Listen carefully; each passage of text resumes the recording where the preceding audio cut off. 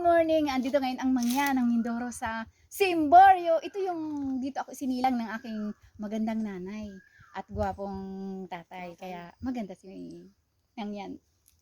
Kailangan pag ikaw ipupunta dito dahil may ano ka, may panglagay dito para hindi ka kagatin ng lamok.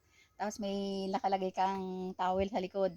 Ay, yung sombrero ko itinanggal dahil magdadala ko ng bangkat.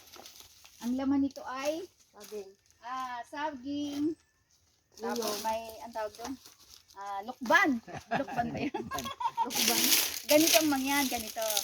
Yan. Kailangan mo yung nakasapatos para pag ikaw ay nakagat ng mga insekto, di hindi mamalala. Ganito ang pagdala. Bye-bye. Pababa na kami. Diba? Ganito ang mangyan, magdala ng bangkat. Kailangan ma-experience nyo ito. Diba?